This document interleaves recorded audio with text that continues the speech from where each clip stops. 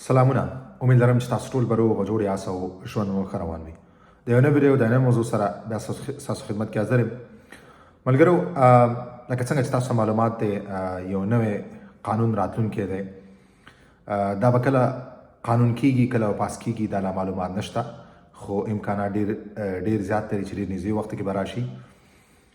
لکه څنګه چې ما په تېره ویډیو کې خبره کړې وه، د هغې مسوده په د مشرانو په جرګه کې پیش شوې ده. حکومت غواړي چې دغه قانون د قانون حصه جوړه کړي او عملي شي. په هغې کې ډېر یو مهم ټکی دی چې زه غواړم په هغې باندې زه تاسو ته خبرې وکړم. هغه ټکی دا دی چې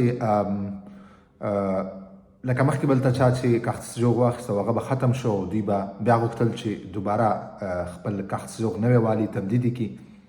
نو دې لپاره کوم داسې شرط نه و د فرانسوي ژبې، ولې نوی کوم قانون چې کوم دی، د کوم قانون مسوده چې به مشرانو په جرګه کې پیش شوې ده، هغې کې په دې خبره باندې ټینګار شوی دی چې باید دوی دپاره د فرانسوي ژبې یو نیو شرط کېښودلی شي.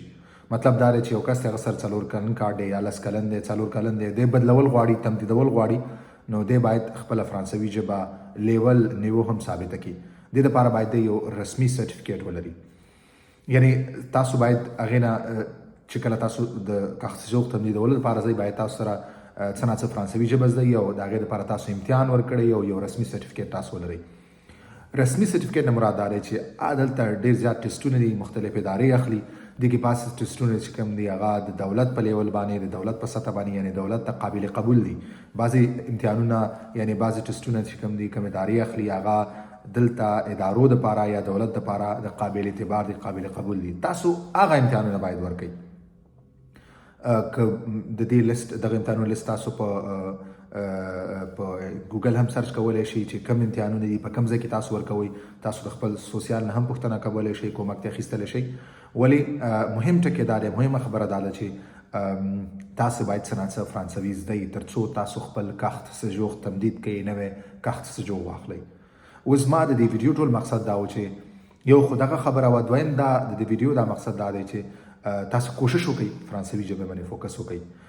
زما شخصا دا فکر دی، زما شخصا دا نظر دی چې دا یو ښه قانون دی، ښه خبره ده. کیدای شي بعضو ملګرو بده ولګي، ولې دا ستاسو دپاره ښه دی، ستاسو د ژوند دپاره دلته ښه دی. تاسو ته دغه ژبه زده کول اسانتیاوې پیدا کوي، تاسو ته ستاسو د خوښې کارونه پیدا کوي، تاسو ته به مشکلات نه وي. نو تاسو دغه نن نه کوشش وکړئ. که د چا کوم ملګري په کاخت سجوغ کې 1 کال وخت پاتې، 2 پاتې، 6 میاشتې پاتې، 3 کاله پاتې، هر څومره چې، او که چېرې تاسو کار کوئ، کار سره هم تاسو باید فرانسوي ژبه هم زده کوئ، ویې وایئ. که چېرې تاسې رسمي مکتب ته نه ځئ، که مکتب ته، تاسو په یوټیوب باندې بلا شی ډېرې ویډیوګانې دي، ګوګل باندې تاسو نور مټیریل کتلی شئ او ژبه ترې زده کولی شئ. نو تاسو کوشش وکړئ چې ژبه زده کوئ، په ژبه باندې کار وکړئ، ځکه په راتلونکي کې دا یو شرط دی. نو باید ستاسو ژبه زده تر څو تاسو کاخت سجوغ تمدید کړئ یا بدل کړئ.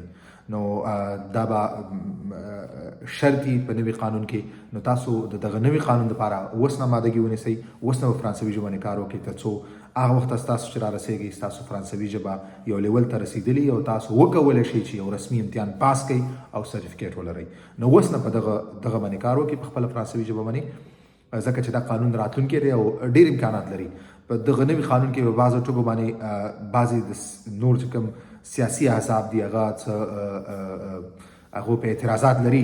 ولې دا یو داسې ټکی دی چې دې باندې مشکله ده چې څوک اعتراض وکړي، ځکه ټول غواړي، یعنې هر څوک غواړي چې هغه دلته په فرانسه کې ژوند کوي، باید فرانسوي ژبه زده کړي تر څو د دپاره دلته ژوند اسانه شي او په دې ټولنه کې د په اسانۍ سره ادغام وکړي.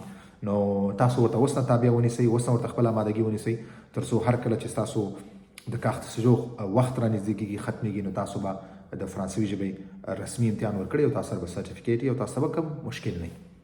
مننه ملګرو. که کوم ورور پوښتنه لري، تاسو خپله پوښتنه دلته په یوټیوب چینل باندې کمنټ کولی شئ. انشاءالله په خپل وخت به زه ستاسو د پوښتنې تاسو ته جواب درکوم. ویډیو همدومره وه، په مخه.